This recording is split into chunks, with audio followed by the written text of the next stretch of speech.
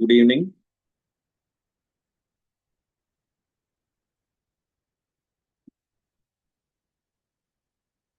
So, நம்ம last class வந்து justice and social justice அப்படின்னு என்னன்னு பார்த்தோமா? ஸோ சிலபஸ்ல நமக்கு schemes for vulnerable sections of society அப்படின்னு கொடுத்துருக்காங்க. இப்போ சோஷியல் ஜஸ்டிஸ் அப்படிங்கிறதே அதுதான். இந்த வல்னரபிள் செக்ஷன்ஸை மெயின் ஸ்ட்ரீம்குள்ள எப்படி கொண்டு வருது, பெனிஃபிட்ஸை எப்படி வல்னரபிள் செக்ஷன்ஸ்க்கெல்லாம் கொண்டு போய் நம்ம ரீச் பண்ண வைக்கிறது, அதுதான் நம்ம சோஷியல் ஜஸ்டிஸ் அப்படின்னே சொல்றோம்.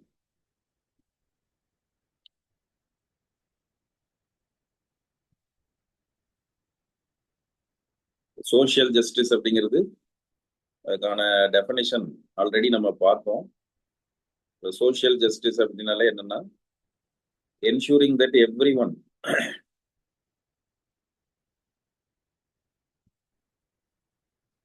தெரியுதா ஷேர் ஆகும். Ensuring that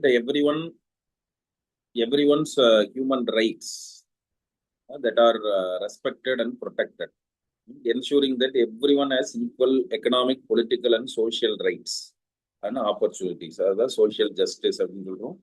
so equity, equality ensure பண்றதோட மட்டும் இல்லாம வீக்கர் செக்ஷன்ஸ் எப்பவுமே வந்து மெயின் ஸ்ட்ரீம்குள்ள இன்டகிரேட் ஆகுறதுக்கான ஸ்டெப்ஸும் எடுக்கிறது தான் சோஷியல் ஜஸ்டிஸ் அப்படிங்கிறது. ஸோ இது எதுவும் எழுத தேவையில்லை, சும்மா கவனிங்க. நம்ம ஆல்ரெடி இதை டிஸ்கஸ் பண்ணதான், லாஸ்ட் கிளாஸ் இதை டிஸ்கஸ் பண்ணலாம். அப்போ ஒரு சொசைட்டியை எப்போ ஜஸ்ட் சொசைட்டின்னு சொல்ல முடியும்னா, நம்ம பார்த்தோம் every person his or her due அப்படிங்கிறத என்ஷூர் பண்ற சொசைட்டியை தான் ஜஸ்ட் சொசைட்டி அப்படின்னு சொல்லுவோம்னு பார்த்தோம். அப்போ it is the one in which each person is socially and economically secure, where the state is politically, legally and administratively inclusive and fair. அந்த சொசைட்டியை தான் ஜஸ்ட் சொசைட்டி அப்படின்னு சொல்ல முடியும். சரி, சோஷியல் ஜஸ்டிஸ்க்கு அம்பேத்கர் என்ன டெஃபினேஷன் கொடுத்துருக்காரு அப்படின்னு பார்த்தீங்கன்னா, a just society is that a society in which ascending sense of reverence and descending sense of contempt is dissolved into the creation of compassionate society அப்படின்னு ஒரு டெஃபினேஷன் கொடுக்குறாரு. அதாவது படிநிலைகள்னு சொல்லுவாங்கல்ல, அசெண்டிங் டிசெண்டிங் அப்படின்னா படிநிலைகள். இப்போ ஒரு சொசைட்டி அப்படிங்கிறது எல்லாரையுமே ஈக்குவலா ட்ரீட் பண்ணணும், எல்லாருக்குமான ஆப்பர்ச்சுனிட்டிஸை ப்ரொவைட் பண்ற சொசைட்டியா இருக்கணும். இந்த பர்டிகுலர் பேக்ரவுண்ட்ல இருந்து வந்தவங்கெல்லாம் மேல அப்படிங்கிற படிநிலையிலையும், ஒரு பர்டிகுலர் பேக்ரவுண்ட்ல இருந்து வராதவங்க எல்லாம் கீழே அப்படிங்கிற படிநிலையிலையும் இல்லாம அந்த படிநிலைகளை பேஸ் பண்ணி, அப்ப அது அம்பேத்கர் என்ன சொல்ல வர்றாருன்னா, இந்த Varna system R economic importance இந்த மாதிரியான படிநிலைகள்ல இருந்து வர்றவங்களுக்கு மட்டும் மரியாதையோ இம்பார்ட்டன்ஸோ கொடுக்கறதா இல்லாம எல்லா பேக்ரவுண்ட்ல இருந்து வர்றவங்களுக்கும் ஈக்குவல் இம்பார்ட்டன்ஸ் கொடுக்கணும், அவங்களுடைய பொட்டன்ஷியலை ஹார்னஸ் பண்றதுக்கான ஃபெசிலிட்டிஸ் எல்லாம் ஏற்படுத்தி கொடுக்கணும். அந்த மாதிரியான சொசைட்டியை தான் ஒரு ஜஸ்ட் சொசைட்டி அப்படின்னு சொல்ல முடியும் அப்படின்னு சொல்றாரு. இப்போ இதுதான் சோஷியல் ஜஸ்டிஸ்க்கான டெஃபினிஷன். இப்போ சோஷியல் ஜஸ்டிஸை என்ஷூர் பண்றதுக்கு என்னென்ன கான்ஸ்டிடியூஷனல் ப்ரொவிஷன்ஸ் இருக்கு, இதை நம்ம ஆல்ரெடி உங்களுக்கு பாலிட்டியில கவர்னன்ஸ்ல எல்லாம் டிஸ்கஸ் பண்ணியிருப்பாங்க, அது எழுத தேவையில்லை, சும்மா பாருங்க. இப்போ ஃபண்டமெண்டல் ரைட்ஸ்ங்கிறது it is for all, male, female, urban, rural, caste, creed, religion, இந்த மாதிரியான எந்த பேக்ரவுண்ட்ல இருந்தும் டிஸ்கிரிமினேட் பண்ணாம எல்லாருக்கும் கிடைக்க வேண்டிய உரிமைகளை தான் நம்ம ஃபண்டமெண்டல் ரைட்ஸ் அப்படின்னு சொல்றோம். அப்ப அதை என்ஷூர் பண்றதுக்கு கான்ஸ்டிடியூஷன்ல இருக்கிற ஆர்டிகிள்ஸ் இதெல்லாம், article 14, 15, 15 clause 4, 16, right to equality, prohibition of discrimination, special provisions and reservation for SC, STs, equality of opportunity in matters of public employment. Then Article 19, freedom of speech and expression, right to life and liberty, right against exploitation. So இந்த மாதிரியான fundamental ரைட்ஸை ensure பண்றதுக்கான constitutional provisions இருக்கு. அது மாதிரி DPSP ஸ்டேட்டுக்கு கொடுக்குற directions, ஒரு ரூலோ ஆக்டோ ரீஃபார்மோ கொண்டு வர்றப்போ ஸ்டேட் மைண்ட்ல வச்சுக்க வேண்டிய விஷயங்கள், அதுதான் directive principles of state policy அப்படின்னு சொல்லுவாங்க. ஸோ ஆர்டிகிள் 38, ஆர்டிகிள் 41, ஆர்டிகிள் 46 இதெல்லாம் பார்த்தீங்கன்னா சோஷியல் ஜஸ்டிஸை என்ஷூர் பண்றதுக்காக கான்ஸ்டிடியூஷன்ல இருக்கிற directives. State should secure social order for the promotion of welfare of people, to secure the right to work, education and public assistance in case of employment, unemployment, old age, sickness and disablement. Article 46 பார்த்தீங்கன்னா to promote educational and economic interest of SC, STs and other weaker sections. இதெல்லாம் இருக்கா? அப்போ constitutional provisions for vulnerable sections அப்படின்னு எடுத்துக்கிட்டீங்கன்னா fundamental ரைட்ஸ்ல அதை insure பண்றாங்க, டிபிஎஃப்எஸ்பியில் அதை ensure பண்றாங்க. இப்போ சிலபஸ்க்கு வருவோம். Welfare schemes for vulnerable sections of population by centre and states அப்படின்னு இருக்கு. அப்ப இதுல ஹூ ஆர் வல்னரபிள் செக்ஷன்ஸ்னு ஒரு கொஸ்டின் வருதா? இப்போ வல்னரபிள் செக்ஷன்ஸ்னா யாரு அப்படின்னா, ஒரு கோஸ்டல் என்விரான்மெண்ட் போஸ்ட் பண்ற சேலஞ்சஸை வித்ஸ்டாண்ட் பண்ற எபிலிட்டி இல்லாம நேச்சுரலாவே வீக்னஸோட யாரெல்லாம் இருக்கிறாங்களோ அவங்கெல்லாம் வல்னரபிள் செக்ஷன்ஸ். வல்னரபிலிட்டி அப்படிங்கிற இங்கிலீஷ் வேர்டுக்கு மீனிங் என்ன அப்படின்னா, inability to withstand the effects of a hostile environment. இப்போ vulnerable are those who are exposed to the possibility of being attacked or harmed either physically or emotionally. So ஒரு எதிர்பாராத ஒரு situation வர்றப்போ அந்த சுச்சுவேஷனை வித்ஸ்டாண்ட் பண்ற கெப்பாசிட்டி இல்லாம இருக்கிற எல்லாருமே வல்னரபிள் தான். அதை எதிர்த்து நிக்கிறதுக்கான ஒரு கெப்பாசிட்டி நேச்சுரலாவோ ஆர் அந்த சரௌண்டிங்னாலேயோ இல்லாம போகிற எல்லாருமே வல்னரபிள். அப்ப நேச்சுரலா ஹூ ஆர் வல்னரபிள் அப்படின்னா இந்த கேட்டகரி எல்லாமே வல்னரபிள் தான். Women, children, other backward classes, schedule caste, schedule tribes, minorities, differently abled, senior citizens, old age persons, victims of substance abuse, LGBT, beggars, unorganised workers. So இந்த category எல்லாமே vulnerable sections.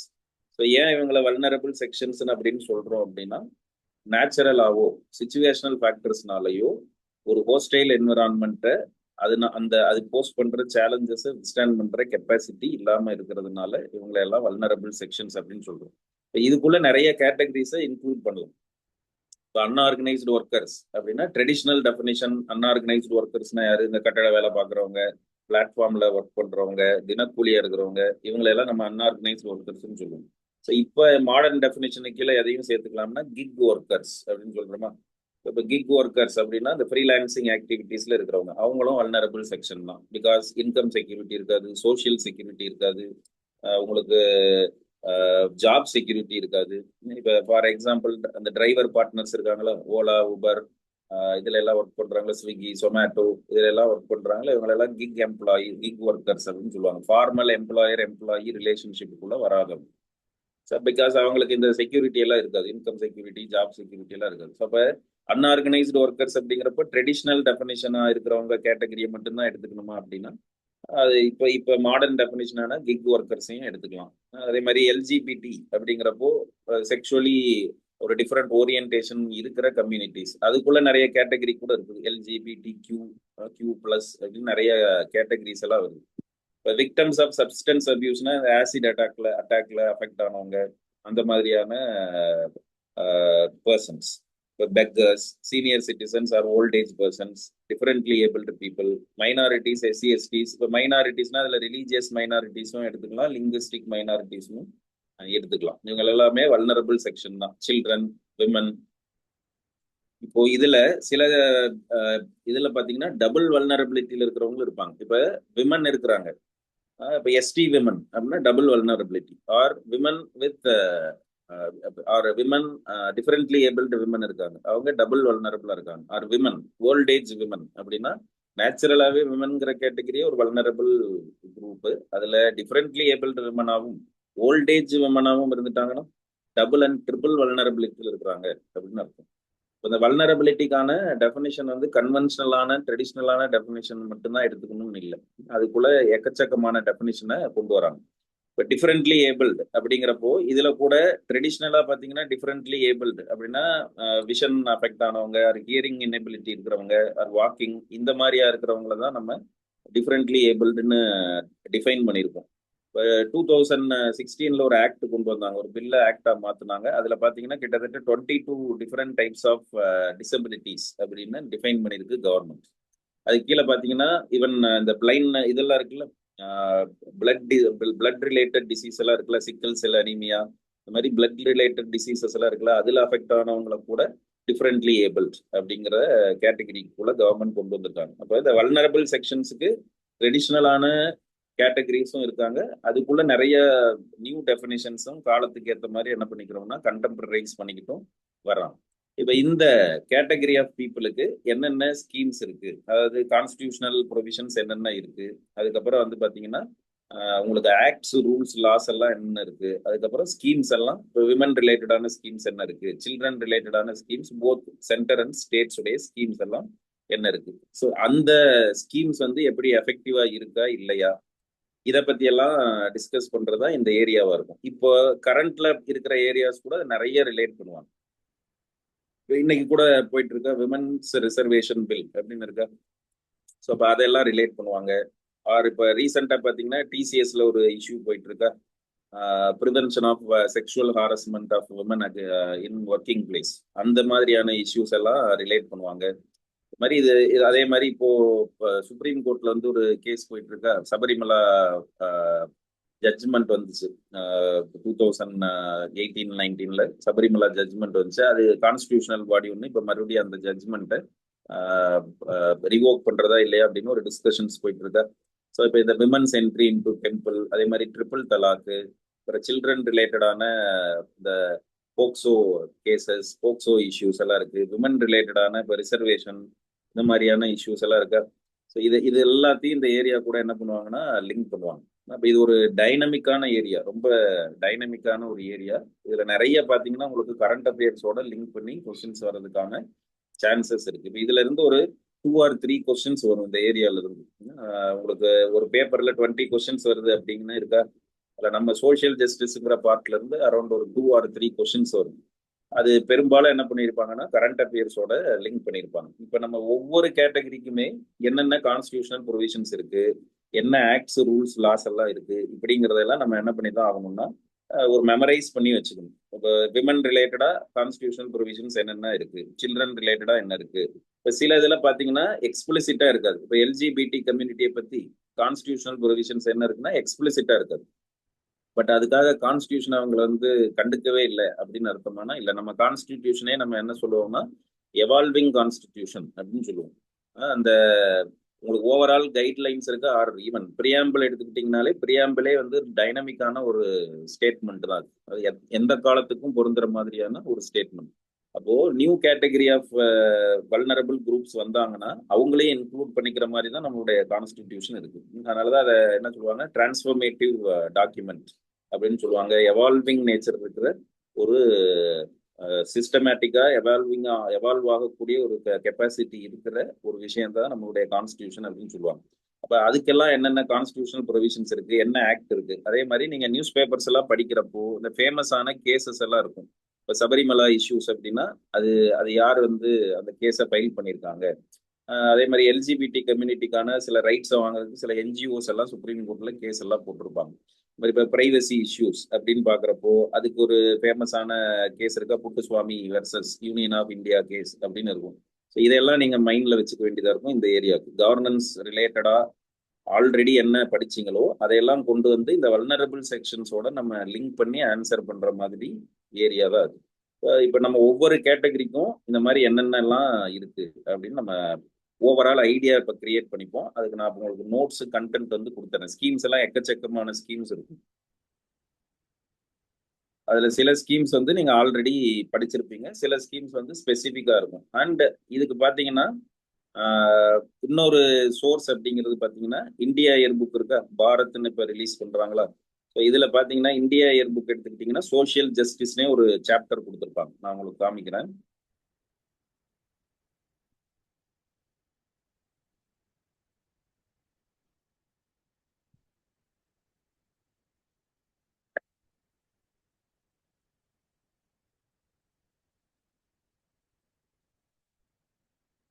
So இதுல index பாத்தீங்கன்னா இப்போ India year புக்ல உங்களுக்கு ஆக்சுவலா India year புக்ல ஒரு அரௌண்ட் ஒரு 29-30 சாப்டர்ஸ் இருக்கும்.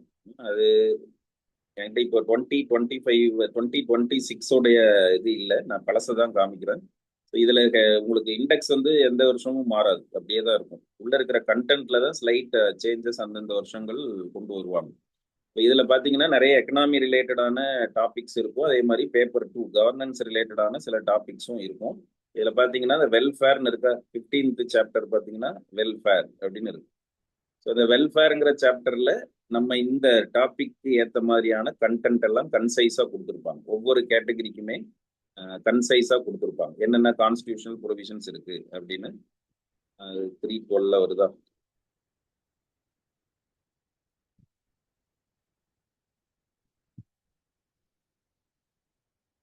இப்போ பார்த்தீங்கன்னா பாருங்க, ஒவ்வொரு கேட்டகரிக்குமே ஹெட்டிங் வைஸ் கொடுத்துருப்பாங்க.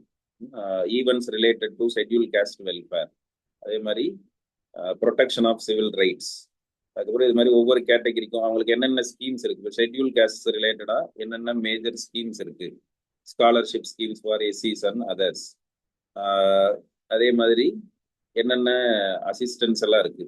எஸ்டிஸ்க்கு என்ன மாதிரியான ஸ்கீம்ஸ் இருக்கு. Tribal affairs, ministry of tribal affairs கீழே. இது சும்மா வந்து அப்படியே நம்ம இந்த ஹெட்டிங்கை பார்த்துட்டு 1-2 வரிகள் தெரிஞ்சு வச்சிருந்தாலே இந்த ஸ்கீம்ஸ் எல்லாம் மேஜரான ஸ்கீம்ஸ் எல்லாம் இதுல ஒரு அளவுக்கு கன்சைஸா கொடுத்துருப்பாங்க. எக்ஸசிவா தான் இருக்கும். இதுல எல்லா ஸ்கீம்ஸையும் நம்ம படிக்கணும்னு அவசியம் இருக்காது. வெல்ஃபேர் ஆஃப் ஓபிசிஸ் அப்படின்னு இருக்கா. ஸோ அவங்களுக்கு என்னென்ன கான்ஸ்டியூஷன் ப்ரொவிஷன்ஸ் இருக்கு, என்னென்ன மேஜரான ஸ்கீம்ஸ் எல்லாம் இருக்கு அப்படின்னு இதுல இருக்கும். டிசபிலிட்டிஸ், பர்சன்ஸ் வித் டிசபிலிட்டிஸ் இருக்காங்கல்ல, ஸோ அவங்களுக்கு என்ன மாதிரியான ஸ்டெப்ஸ் எல்லாம் இருக்கு, சென்ட்ரல் கவர்மெண்ட் எடுத்திருக்கிற ஸ்டெப்ஸ் எல்லாம் என்ன. அதே மாதிரி இந்த மாதிரி ட்ரக்ஸ் அண்ட் அதர் சப்ஸ்டன்சஸ் அதனால அஃபெக்ட் ஆகிற வல்னரபிள் குரூப் இருக்காங்களா, அவங்களுக்கு என்ன மாதிரியான ஸ்டெப்ஸ் எல்லாம் இருக்கு.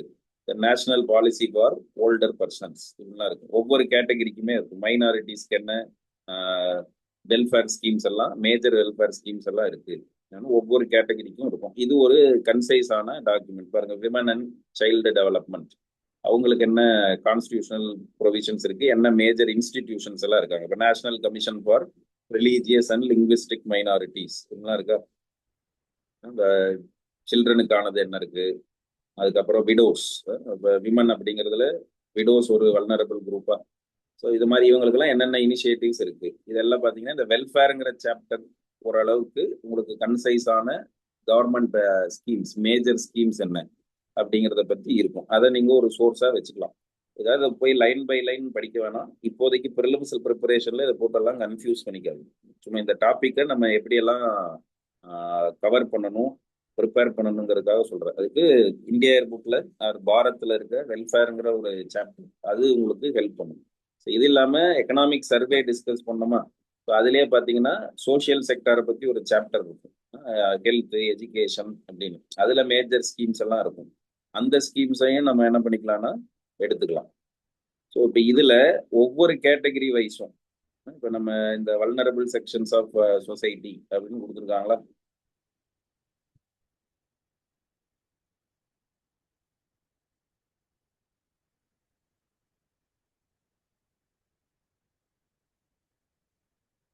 So welfare schemes for vulnerable sections of population by centre and states அப்படிங்கிறது நமக்கு syllabus.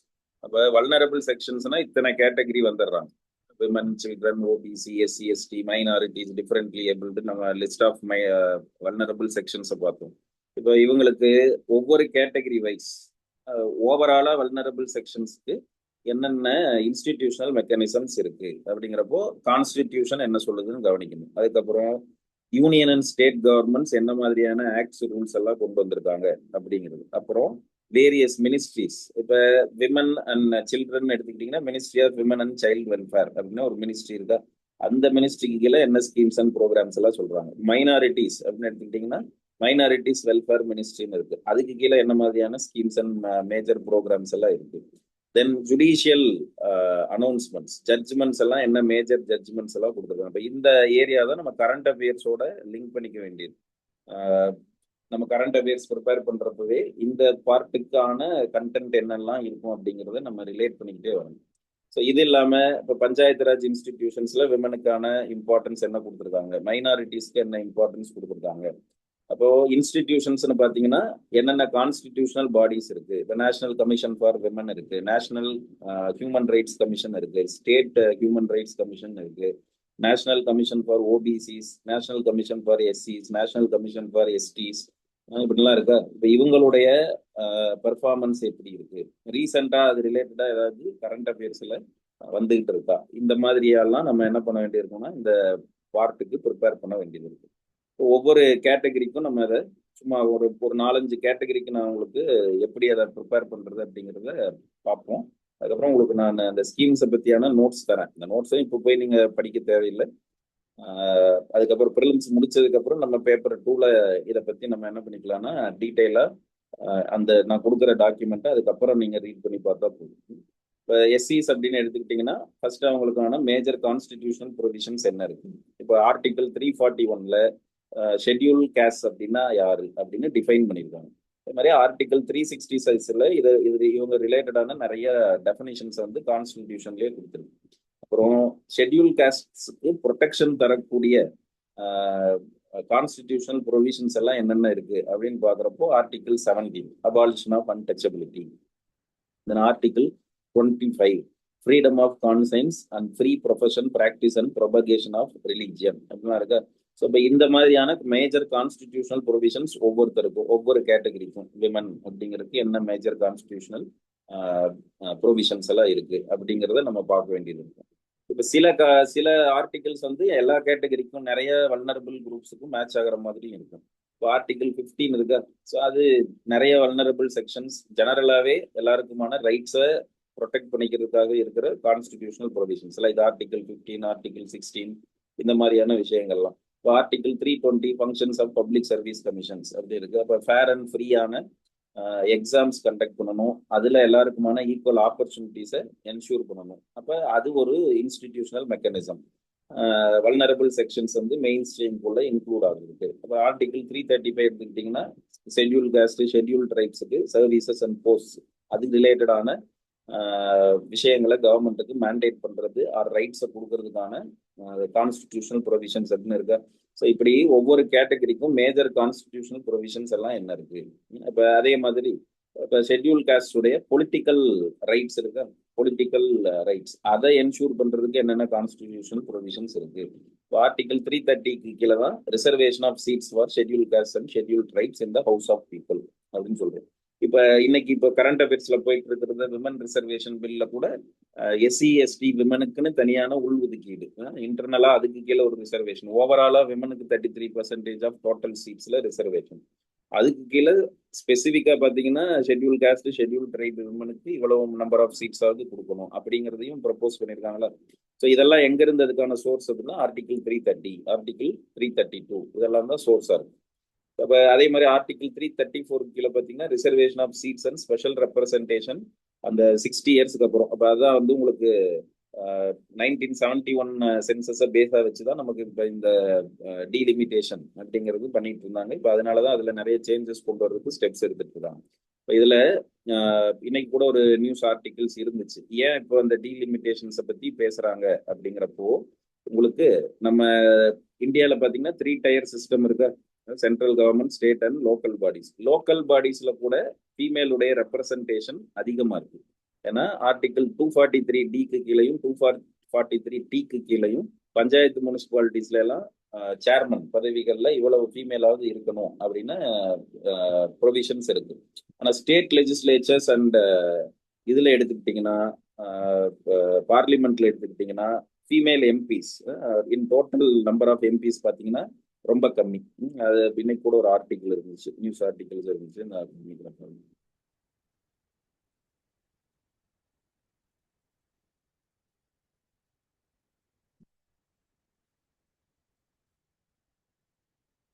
So women are underrepresented in India.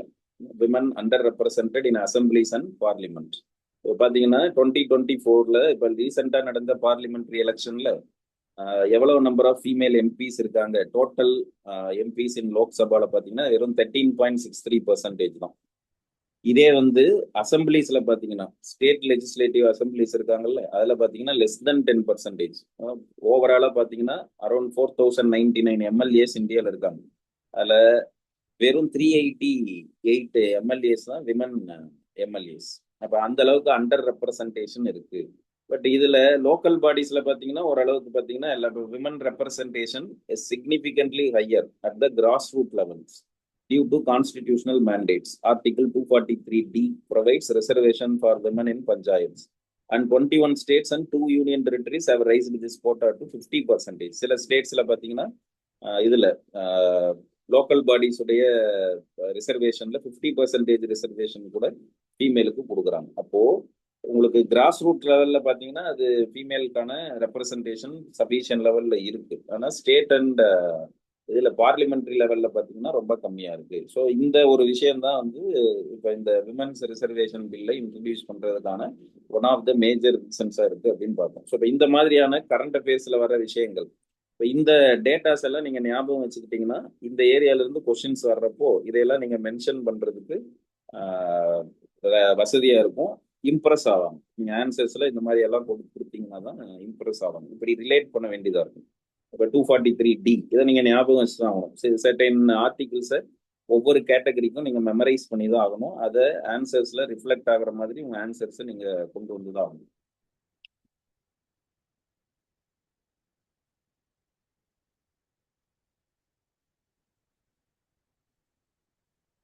சரி, ஸோ அதே மாதிரி இப்போ ஒவ்வொரு கேட்டகரிக்கும் நம்ம மேஜரான கான்ஸ்டிடியூஷனல் ப்ரொவிஷன்ஸ் என்ன, இப்போ பிசிஸ் ஓபிசிஸ் எடுத்துக்கிட்டீங்கன்னா அவங்களுக்கான கான்ஸ்டிடியூஷனல் ப்ரொவிஷன்ஸ் என்ன, இப்போ எஸ்சிஸை பத்தி டிஃபைன் பண்ற ஷெட்யூல் கேஸ்ட பத்தி டிஃபைன் பண்ற கான்ஸ்டிடியூஷன் பேக்வேர்டு கிளாஸுக்கு கிளியர் டெஃபினிஷன் எதுவும் கான்ஸ்டிடியூஷன்ல இல்லை. பட் யாரெல்லாம் பேக்வேர்டு கிளாஸ் அப்படின்னு டிக்ளேர் பண்ற அந்த பவர் யாருக்கு கான்ஸ்டிடியூஷன் கொடுத்துருக்குன்னா பிரசிடென்ட்டுக்கு கொடுத்துருக்கு ஆர்டிகல் 340 கீழே. ஆர்டிகல் 340 கீழே தான் president can constitute a commission to investigate the condition of socially educationally backward classes. அப்ப யாரெல்லாம் லிஸ்ட் ஆஃப் பேக்வேர்டு கம்யூனிட்டிஸ் யாருங்கிறது பிரசிடென்ட்டுடைய டிக்ளரேஷன்ஸ்க்கு கீழே அது வந்து நம்ம கான்ஸ்டிடியூஷன் அதுக்கான அந்த கேட்டகரைசேஷனை என்ஷூர் பண்றாங்க. ஸோ இப்போ ஓபிசிஸ்க்கான கான்ஸ்டியூஷனல் ப்ரொவிஷன்ஸ் என்ன, article 340, article 15, 16 clause 4, 16(4)A, 16(4)B. So இதெல்லாம் பார்த்தீங்கன்னா ஓபிசிஸ்க்கான வெல்ஃபேர் சோஷியல் ஜஸ்டிஸை என்ஷூர் பண்றதுக்கான கான்ஸ்டியூஷனல் பேக்கப்பா இருக்கு.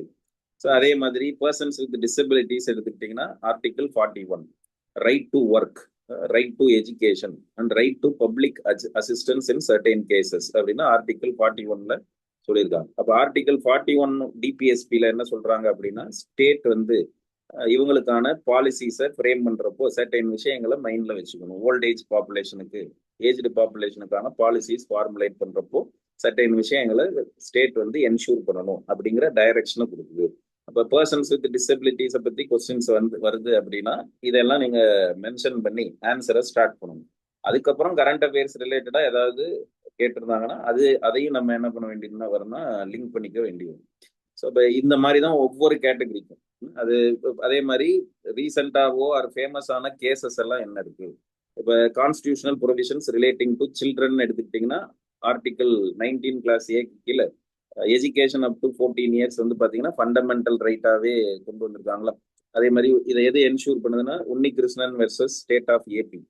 அது அந்த கேஸ்ல தான் Supreme Court held that right to education for children between 6 to 14 years அப்படிங்கிறத என்ஷூர் பண்ணாங்க. ஸோ இந்த மாதிரி மேஜர் ஜட்ஜ்மெண்ட்ஸ் அண்ட் கேசஸ் இதெல்லாம் வந்து ஒவ்வொரு கேட்டகரிக்கும் நியூஸ் பேப்பர்ஸ்ல நீங்க கரண்ட் அஃபேர்ஸ் எல்லாம் படிக்கிறப்போ நீங்க ரிலேட் பண்ணி நோட்ஸ்ல எழுதி வச்சுக்கிட்டாலும் சரி ஆர் மெமரைஸ் பண்ணி வச்சுக்கிட்டாலும் சரி இதெல்லாம் ஹெல்ப் பண்ணும். இதுல நமக்கு நிறைய மார்க்ஸ் வந்து ஸ்கோர் பண்றப்போ. ஸோ அது மாதிரி இந்த Lakshmikant Pandey versus union of India இதுல சில கைட்லைன்ஸ் கொடுத்துருக்காங்க. How to adopt children by foreigners அப்படிங்கிறது. ஸோ இந்த மாதிரியான விஷயங்கள்லாம் constitutional provisions, major acts, rules, judgments, அதுக்கப்புறம் ஸ்கீம்ஸ் அண்ட் ப்ரோக்ராம்ஸ். இப்போ சில்ட்ரனுக்கான ஸ்கீம்ஸ் அண்ட் ப்ரோக்ராம்ஸ் வந்து நிறைய இருக்கு. அதை நான் உங்களுக்கு லிஸ்ட்ல காமிக்கிறேன். அதுல மேஜரான ஸ்கீம்ஸ் அண்ட் ப்ரோக்ராம்ஸ் பத்தி நீங்க ஆல்ரெடி கேள்விப்பட்டிருப்பீங்கன்னா அந்த ஸ்கீம்ஸ் அண்ட் ப்ரோக்ராம்ஸையும் வச்சுக்கலாம். இது இல்லாம ஏதாவது அப்டேட்ஸ் வருதுன்னா அந்த அப்டேட்ஸையும் நீங்க என்ன பண்ணிக்க தான் ஆகணும், இந்த ஏரியாவுக்கு நம்ம ரிலேட் பண்ணணும். ஒன்றும் அதை பத்தி ஒன்றும் நீங்க ஒரி பண்ணிக்க வேணாம். ப்ரிலிம்ஸ் முடிச்ச பிறகு மெயின்ஸுக்கான ஓரியன்டேஷன் இருக்கும்.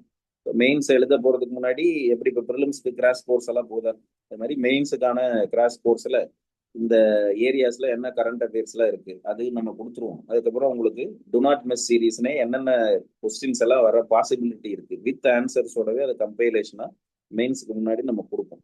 முடிஞ்ச அளவுக்கு இதுல என்னென்னலாம் அப்டேட்ஸ் இருக்கு, இப்போ நான் சொன்ன மாதிரி என்னென்ன கண்டென்ட் எல்லாம் கொண்டு வரணும் அப்படிங்கிறது. ஏன்னா இது ஒரு டைனமிக்கான ஏரியா. ஒவ்வொரு கேட்டகரியை பத்தியுமே நிறைய ஃபேக்ட்ஸ் இருக்கு, நிறைய ஸ்கீம்ஸ் அண்ட் ப்ரோக்ராம்ஸ் இருக்கு. அதனால ஓவரால் ஐடியா மட்டும் இப்போ கிரியேட் பண்ணிக்கிட்டு போஸ்ட் ப்ரிலிம்ஸ் நம்ம மெயின்ஸுக்கு போகிறதுக்கு முன்னாடி இந்த ஏரியாவில் நம்ம ஸ்ட்ரென்தன் பண்ணிக்கலாம். என்ன மாதிரியான கண்டென்ட் எல்லாம் அப்டேட் பண்ணிக்கணும் அப்படின்னு. இப்போ ப்ரிலிம்ஸ் பெர்ஸ்பெக்டிவ்ல இப்போ இதை மாதிரியான விஷயங்கள்லாம் நீங்கள் ஞாபகம் வச்சுருக்கணும்னு அவசியம் இல்லை. இது ஒரு ஃபேமஸான கேஸ் தான். இதெல்லாம் நமக்கு மெயின்ஸ் பெர்ஸ்பெக்டிவ்ல தான் ஹெல்ப் பண்ணும். ப்ரிலிம்ஸ் பெர்ஸ்பெக்டிவ்ல இதெல்லாம் தேவைப்படாது. இப்போ ரீசெண்டாக ஏதாவது அந்த மாதிரியான ஜட்ஜ்மெண்ட்ஸ் எல்லாம் வந்திருக்கு அப்படின்னா மட்டும்தான் ப்ரிலிம்ஸ் பெர்ஸ்பெக்டிவ்ல அது தேவைப்படும். ஸோ விமனுக்கான கான்ஸ்டிடியூஷனல் பேக்கப் எல்லாம் என்ன இருக்கு? ஆர்டிகல் 15(3), அதாவது டொமஸ்டிக் வயலன்ஸ் ஆக்ட் வர்றதுக்கு ஆன பேஸ். ஆர்டிகல் 23 இருக்கு, அண்டர் ஃபண்டமெண்டல் ரைட் அகைன்ஸ்ட், ஜென்ரலாவே எக்ஸ்பிளாய்டேஷன், ரைட் அகைன்ஸ்ட் எக்ஸ்பிளாய்டேஷன் அப்படின்னு இருக்கா. ஸோ அது ஆர்டிகல் 39 கீழே பார்த்தீங்கன்னா it ensures equal pay for equal work. So இப்போ ரீசெண்டாக வந்து லேபர் ரீஃபார்ம்ஸ் எல்லாம் கொண்டு வந்திருக்காங்களா, நிறைய லேபர் லாஸ் வந்து ரிடண்டன்டான லேபர் லாஸ் எல்லாம் அபாலிஷ் பண்ணிட்டு அப்டேட் பண்ணியிருக்காங்க.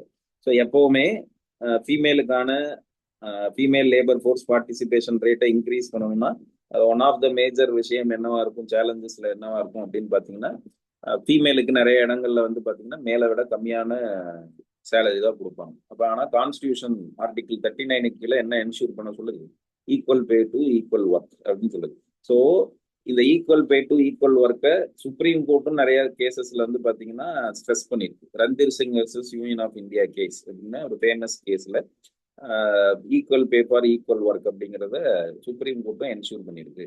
அதே மாதிரி இப்போ ரீசெண்டா பாத்தீங்கன்னா விமன் வந்து பெய்டு லீவ் ஃபார் டெலிவரி அப்படிங்கிறது உங்களுக்கு வந்து 18 months வரைக்கும் பெய்டு லீவ் கொடுக்குறாங்க. ஸோ அப்போ அதுக்கான கான்ஸ்டியூஷன் ப்ரொவிஷன் பார்த்தீங்கன்னா article 42 provides free pregnancy care and delivery. அது மாதிரி ரிசர்வேஷன், விமனுக்கான ரிசர்வேஷன் 1/3 ரிசர்வேஷன் இன் பஞ்சாயத்து, அது டிபிஎஸ்பியில் article 40 state policy directive principles of state பாலிசியில் என்ஷூர் பண்ணியிருக்காங்க. ஸோ இப்படி கான்ஸ்டியூஷனல் ப்ரொவிஷன்ஸ், அதோட ரீசெண்டான அப்டேட்ஸ் என்ன, இது ஒவ்வொரு கேட்டகரிக்குமே நம்ம ப்ரிப்பேர் பண்ணணும் இந்த ஏரியாவுக்கு. அப்புறம் ஃபேமஸ் கேசஸ் எல்லாம் இருக்கு. உங்களுக்கு Sarla Mudgal versus union of India case அப்படின்னு இருக்கு. ஸோ இதெல்லாம் எதுக்காக வருது, என்ன விஷயத்த ஸ்ட்ரெஸ் பண்ணுது அப்படிங்கிறதெல்லாம் கேட்டகரி வைஸ் நம்ம ஞாபகம் வச்சுக்கணும். ஸோ இப்போ இது மாதிரி தான் ஒவ்வொரு விமனுக்கு என்ன, சில்ட்ரனுக்கு என்ன, இந்த மாதிரி வல்னரபிள் செக்ஷன்ஸ், அதே மாதிரி என்னென்ன இன்ஸ்டிடியூஷன்ஸ் எல்லாம் இருக்கு. இது நீங்க பாலிட்டியிலேயே படிப்பீங்க.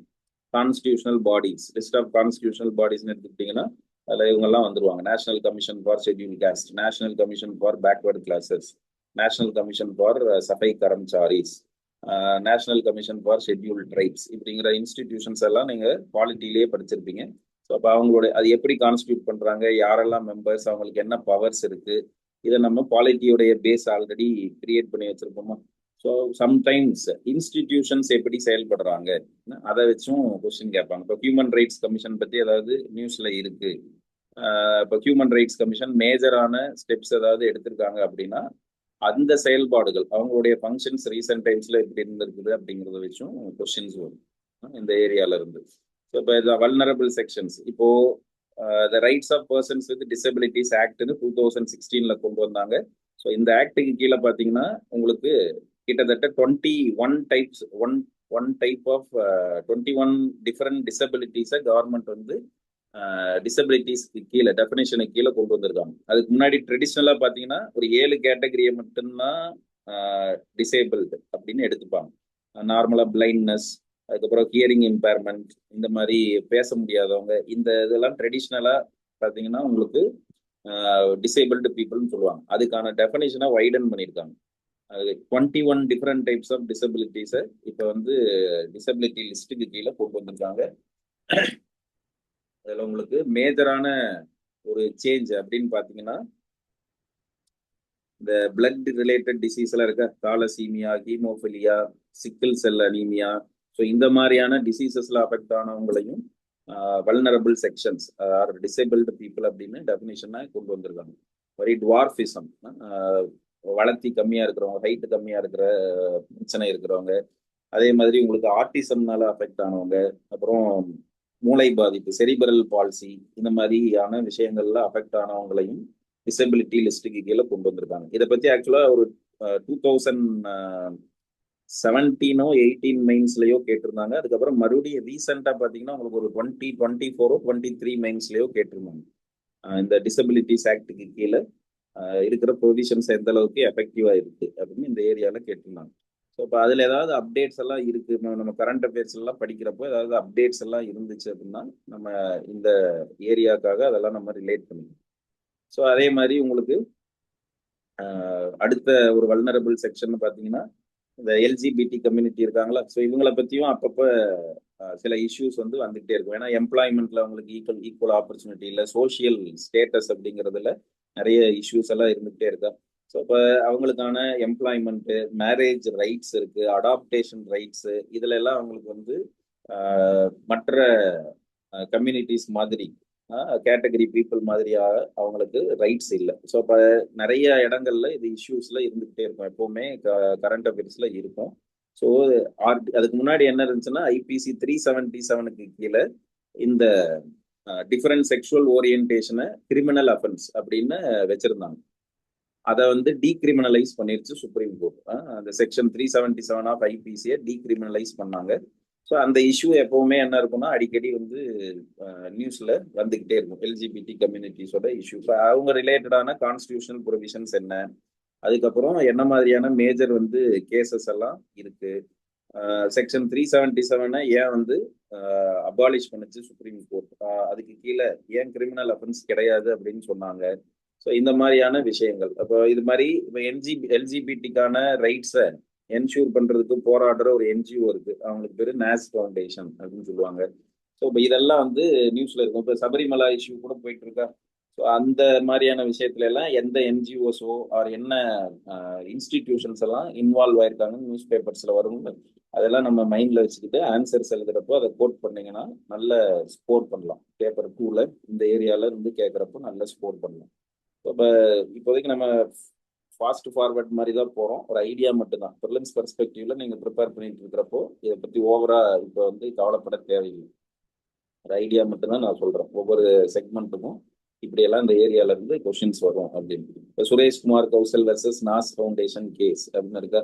ஸோ அதுக்கு கீழே தான் டெல்லி ஹைகோர்ட் என்ன பண்ணாங்கன்னா section 377 of IPC is illegal and will continue to be an offence அப்படின்லாம் சொன்னாங்க. அதுக்கப்புறம் நிறைய ஜட்ஜ்மெண்ட்ஸ்ல ரிவர்சல்ஸ் இருக்கு. அதுக்கப்புறம் Puttaswamy versus union of India கேஸுங்கிறது ரொம்ப ஃபேமஸ் ஆனது, right to privacy as a fundamental right அப்படின்னு சொன்னது. அப்போ ஃபண்டமெண்டல் ரைட்ல எது சேரும், செக்ஷுவல் ஓரியன்டேஷனும் ஃபண்டமெண்டல் ரைட்ஸ்லாம் ஒன்று தானே. தனக்கு என்ன டைப் ஆஃப் செக்ஷுவல் ஓரியன்டேஷன் இருக்குன்னு ஒரு பர்சன் டிசைட் பண்றதும் ஒரு பர்சனுடைய ஃபண்டமெண்டல் ரைட் தானே. அப்போ செக்ஷன் 377க்கு கீழே இந்த விஷயத்தை கிரிமினலைஸ் பண்றது கரெக்டான விஷயம் கிடையாது அப்படின்னு தான் லேட்டஸ்டா வந்து என்ன பண்ணியிருக்காங்க அப்படின்னா ஜட்ஜ்மெண்ட் வந்து சுப்ரீம் கோர்ட்ல கொடுத்தாங்க. ஸோ இப்போ இதை பத்தி ப்ரோஸ் அண்ட் கான்ஸ் இருக்கு, நிறைய டிஸ்கஷன்ஸ் போய்கிட்டே இருக்கும், ஃபார் அண்ட் அகெயின்ஸ்டா நிறைய டிஸ்கஷன்ஸ் போயிட்டே இருக்கும். ஸோ அந்த மாதிரியான அனலிட்டிக்கல் ஆஸ்பெக்ட்ஸ்லையும் நம்ம அதை வந்து இருக்கணும். ஏன்னா இன்டர்வியூல கூட உங்களை கேட்கலாம், பர்சனாலிட்டி டெஸ்ட்ல இதெல்லாம் கேட்கலாம். இப்போ விமன்ஸ் ரிசர்வேஷனை பத்தி கேட்கலாம், எல்ஜிபிடி கம்யூனிட்டிஸுடைய ஸ்ட்ரகிள்ஸ் அண்ட் இஷ்யூஸை பத்தி கேட்கலாம். இதுல எல்லாம் நீங்க உங்களுடைய ஒப்பீனியன் ஃபாராகவும் இருக்கலாம், அகெயின்ஸ்டாகவும் இருக்கலாம், நியூட்ரலாகவும் இருக்கலாம். நீங்க அதுக்கான பாயிண்ட்ஸ் வந்து உங்களுக்கு தேவைப்படும். அதெல்லாம் தான் நம்ம இந்த ஏரியால. ஸோ அதே மாதிரி தான் இங்கே இப்போ இதை பார்த்தீங்கன்னா இந்த இஷ்யூ இருக்கா, விமன் ரிலேட்டட் இஷ்யூஸ் அப்படின்னு எடுத்துக்கிட்டிங்கன்னா ஸோ அதில் நிறைய விமன் ரிலேட்டட் இஷ்யூஸ் இருக்கும். சில்ட்ரனுக்கு பார்த்தீங்கன்னா அந்த போக்சோ ஆக்ட் அப்படிங்கிறது எப்போவுமே அவங்களுடைய ரைட்ஸை ப்ரொடெக்ட் பண்ணுறதுக்கான ஒரு பேக்கப்பை கொடுக்குது. அதே மாதிரி விமன்ஸ் என்ட்ரி இன் சபரிமலா டெம்பிள் அது இப்போவும் கரண்ட்லேயே இருக்கிறது. லாஸ்ட் 7-8 இயர்ஸ் இது வந்து ஒரு பேர்னிங் இஷ்யூவாகவும் வருஷம் ஏதாவது ஒரு பிரச்சனைகள்ல ஏதாவது ஒரு டெம்பிள்ல இந்த மாதிரியான இஷ்யூஸ் எல்லாம் வந்துகிட்டே தான் இருக்கும். அப்ப இத வந்து எப்படி டிபேட்டபிளான ஒரு விஷயமா இருக்கு, கோர்ட் எப்படி பாக்குது, கம்யூனிட்டிஸ் எப்படி பாக்குறாங்க. ஸோ இதுக்கு இடையில நிறைய டைலமா இருக்கும்ல. நீங்க இன்னைக்கு ஜட்ஜ்மெண்ட் கூட மீன்ஸ் கோர்ட்ல டிஸ்கஷன்ஸ் எல்லாம் போயிட்டு இருக்கு, அதனால கோர்ட் அதை எப்படி பாக்குது அப்படிங்கறதெல்லாம் கரண்ட் அஃபேர்ஸ்ல வந்துகிட்டு இருக்கு. ஆனா நான் ஃபைனல் ஜட்ஜ்மெண்ட் ஒன்றும் வரல, பட் ஆர்குமெண்ட்ஸ் ஆர் ஆன் ஆன்புல் போயிட்டு இருக்கு, ரெகுலரா வந்து ஆர்குமெண்ட்ஸ் எல்லாம் போயிட்டு இருக்கு. So maybe within a month இதுக்கான ஜட்ஜ்மெண்ட் வரலாம். ஸோ அப்போ அதெல்லாம் நம்ம என்ன பண்ணிக்க வேண்டியிருக்கோம்னா அப்டேட் பண்ணிக்கிட்ட வேண்டியது இருக்கும். சுப்ரீம் கோர்ட்டுடைய வியூ என்ன, ஆர்குமெண்ட்ஸ் அகெயின்ஸ்ட் டெம்பிள் என்ட்ரி அவங்களுடைய வியூ பாயிண்ட் என்ன, ஆர்டிகல்ஸா அவங்களும் என்ன பண்றாங்க. இப்போ ஆர்டிகல் 25 கிளாஸ் 2 இருக்கு, ஆர்டிகல் 26 கிளாஸ் பி இருக்கு. அங்க ரிலீஜியஸ் ரைட்ஸ் அப்படி இருக்கா, ஒவ்வொரு ரிலீஜியனும் அந்த ரிலீஜனுடைய ட்ரெடிஷன் என்ன, அந்த ரிலீஜனுடைய கஸ்டம் என்ன, அதை ப்ரொடெக்ட் பண்ணிக்கிறதுக்கு எல்லா ரிலீஜனுக்கும் என்ன இருக்குன்னா ரைட்ஸ் இருக்கு. இப்போ இன்னைக்கு கூட இன்னைக்கு நேற்று பேப்பர்ல கூட இருந்துச்சுன்னு நினைக்கிறேன். ஒன் செகண்ட் பாருங்க.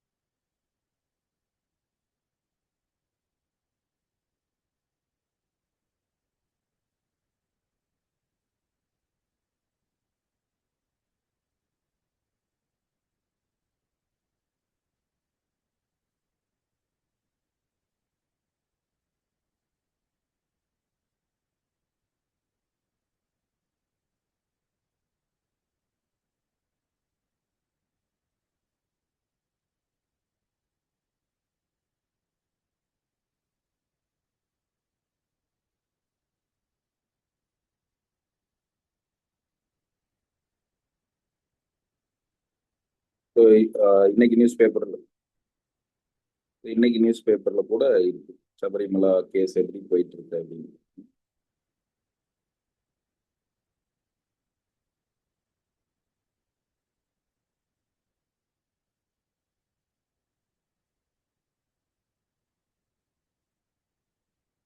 பார்த்தீங்கன்னா ஆர்டிகல் இருக்கும். Entry of fertile women antithetical to the identity of Sabarimala deity, says Temple Board in top court. The Supreme Court on Wednesday said everybody is entitled to their individual conscience and no religion is superior to the other. Even as the Travancore Davis Board argued that entry of fertile women between 10 to 50 years of age would be antithetical to the very manifestation and identity of the special deity at Sabarimala, Kerala. So இப்போ இதுல எல்லாம் பார்த்தீங்கன்னா பாருங்க, நிறைய இதெல்லாம் வரும் பாருங்க. Justice B.V. Nagarathna orally observed that Article 25, Class 2A of the Constitution required religious practices to be left untouched. Article 25, freedom of conscience and religion invoked equality for all religion. So இந்த மாதிரி எல்லாம் நிறைய arguments எல்லாம் போகும். அப்போ அதெல்லாம் நீங்க வந்து என்ன பண்ணிக்கலாம்னா நோட் பண்ணி வச்சுக்கலாம். இது மாதிரியான இந்த விமன்கிற வல்னரபிள் செக்ஷன்ஸ் இருக்காங்களா, ஸோ அவங்க ஃபேஸ் பண்ற இஷ்யூஸ் அப்படிங்கிறப்போ ஸோ இந்த மாதிரியான விஷயங்கள்லாம் கொஸ்டின்ஸ்ல வரும், பேப்பர் 2ல வரும்.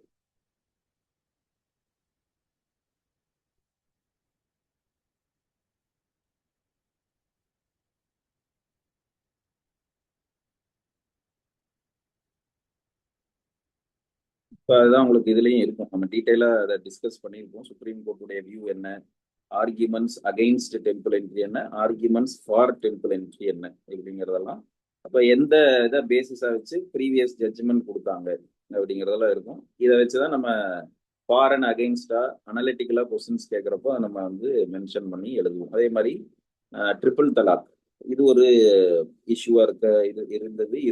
இது எப்பவுமே இதுவும் டிஸ்கஷன்ஸ்லேயே இருக்கக்கூடிய விஷயங்கள்ல இதுவும். ஸோ அந்த ட்ரிபிள் தலாக்னா என்ன, முஸ்லிம் விமன் ப்ரொடெக்ஷன் பில் அப்படின்னு கொண்டு வந்து அப்புறம் ஆக்டாவும் மாத்திருக்காங்க. அதுல ஃபாரின் அகெயின்ஸ்டான சில இதெல்லாம் இருக்கா, ஆர்குமெண்ட்ஸ் எல்லாம் இருக்கா. ஸோ இந்த மாதிரியான விஷயங்கள் எல்லாம் தான் இதுல இருக்கும். ஸோ இப்போ இது இல்லாம வேற என்ன ஸ்கீம்ஸ் அண்ட் ப்ரோக்ராம்ஸ் எல்லாம் இருக்கு, ஒவ்வொரு கேட்டகரிக்கும் என்னென்ன ஸ்கீம்ஸ் அண்ட் ப்ரோக்ராம்ஸ் எல்லாம் இருக்கு, அதுக்கான ஒரு இதுதான் இது. ஸோ இதுல பாத்தீங்கன்னா இந்த இதுவும் நான் உங்களுக்கு அப்புறமா அப்லோட் பண்ணிடுறேன், இன்னைக்கு காலையில போட சொல்லிடுறேன் உங்களுக்கு. ஸோ அதுல நிறைய ஸ்கீம்ஸ் இருக்கு, எல்லாமே கம்பைலேஷன் இருக்கு. இப்போதைக்கு அதை போய் உட்காந்து படிச்சுட்டு இருக்காது. இந்த வாட்டி ப்ரிலிம்ஸ் கொடுக்க போறீங்க அப்படின்னா ஒன்றும் கவலைப்பட தேவையில்லை. பட் இதுல எல்லா கேட்டகரி ஆஃப் வல்னரபிள் செக்ஷனுக்கும் என்னென்ன மேஜர் ஸ்கீம்ஸ் இருக்கு, கான்ஸ்டிடியூஷனல் ப்ரொவிஷன்ஸ் என்னெல்லாம் இருக்கு, அதே மாதிரி issues related to hunger and poverty, அது ரிலேட்டடான பேசிக் ஃபேக்ட்ஸ் என்ன, இது எல்லாமே இந்த இதுல இருக்கு. இப்ப நம்ம சொன்னோம்ல சோஷியல் ஜஸ்டிஸ்னா என்ன, அதுக்கு கான்ஸ்டியூஷன் ப்ரொவிஷன்ஸ் என்ன, வல்னரபிள் செக்ஷன்ஸ்னா யாரு, அவங்களுக்கு என்னென்ன ஸ்கீம்ஸ் அண்ட் ப்ரோக்ராம்ஸ் எல்லாம் இருக்கு அப்படிங்கிறது. ஸோ அந்த இந்தியா புக் இருக்குல்ல, அதுல இருக்கிற கண்டென்ட்டும் இதுல வந்துடும். பட் நான் உங்களுக்கு அது சோர்ஸ் சொன்னேன். ஜென்ரலா யாராவது இந்தியா புக் படிப்பீங்கன்னா அந்த வெல்ஃபேருங்கிற செக்ஷன் கீழே இருக்கிறத ரீட் பண்ணீங்கனாலுமே சஃபிஷியண்டா இருக்கும். ஆனா அதுல எல்லா வல்னரபிள் செக்ஷன்ஸை பத்தியும் வராது, மேஜர் வல்னரபிள் செக்ஷன்ஸை பத்தி தான் வரும். அண்ட் இந்த ஸ்கீம்ஸ் அண்ட் ப்ரோக்ராம்ஸ்ல இருக்கிற இன்னொரு ஒரு மேஜரான விஷயம் என்னன்னா, நிறைய அப்டேட்ஸ் வந்துடலாம். இப்போ நான் கம்பைல் பண்ணி உங்களுக்கு இதுல கொடுத்துருக்கேன். பட் இந்த கம்பைலேஷன் நடந்து முடிஞ்சதுக்கு அப்புறம் சில அப்டேட்ஸ் எல்லாம் வந்துருந்துச்சுன்னா அதை நம்ம என்ன பண்ணிதான் ஆகணும்னா அப்டேட் பண்ணிக்கணும். அண்ட் இந்த கம்பைலேஷன்ல உங்களுக்கு எக்கச்சக்க ஸ்கீம்ஸ் அண்ட் ப்ரோக்ராம்ஸ் இருக்கும் ஒவ்வொரு கேட்டகரியை பத்தியும். இது எல்லாமே தெரிஞ்சிருக்கணும்னு அவசியம் இல்லை. நான் அவங்க கேட்க போறது ஒரு 15 மார்க் ஆர் 20 மார்க். 15 அண்ட் 20 மார்க்குக்கு நீங்க எப்படி மேனேஜ் பண்றதுக்கு மேஜர் ஸ்கீம் என்ன ஒவ்வொரு கேட்டகரிக்கும் அதை நம்ம மெமரைஸ் பண்ணி வச்சிருந்தா போதும். இதுல வந்து நம்ம மார்க்ஸ் வாங்கிக்கலாம். என்னென்ன மேஜர் ரெக்கமெண்டேஷன்ஸ் இருக்கு, இது எல்லாமே இது இருக்கு ஒவ்வொரு கேட்டகரிக்கும். ஸோ இது கொஞ்சம் ஃபேக்சுவல் ஓரியன்டான ஏரியா, கொஞ்சம் மெமரைஸ் பண்ண வேண்டிய ஏரியாவும் கூட ஒவ்வொரு செக்ஷன்ஸுக்கும். ஓகேவா? ஸோ இதை நான் உங்களுக்கு அப்புறமா இதை அப்லோட் பண்ணிடுவேன், அதை நீங்க பாருங்க. அதுக்கப்புறம் நம்ம ப்ரிலிம்ஸ் முடிச்சுட்டு மெயின்ஸ் போறப்போ கரண்ட் அஃபேர்ஸோட ரெலவெண்டா இன்னும் கூட இதை நம்ம டீட்டெயிலாக என்ன பண்ணுவோம்னா இந்த டாப்பிக்கை வந்து டிஸ்கஸ் பண்ணுவோம். ஓகேவா? இதுல வேற ஏதாவது டவுட்ஸ் இருக்கா?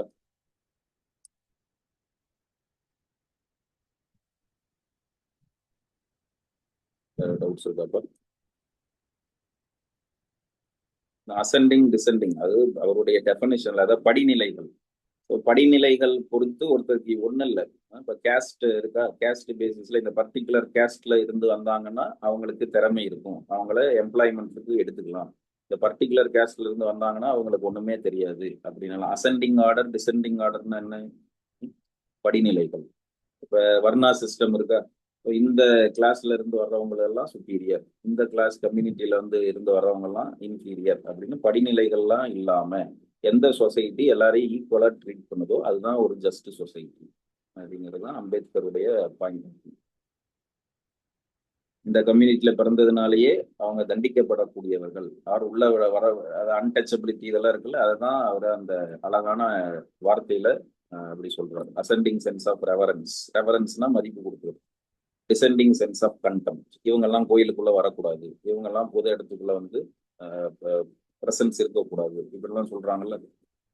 ஸோ இப்போ ஒரு சிலருக்கு முன்னுரிமை கொடுக்குறாங்க, ஒரு சிலரை டிஸ்கிரிமினேட் பண்றாங்க. அதெல்லாம் இல்லை, அந்த படிநிலைகளை பொறுத்து இம்பார்ட்டன்ஸ் இல்லாம இருக்குது.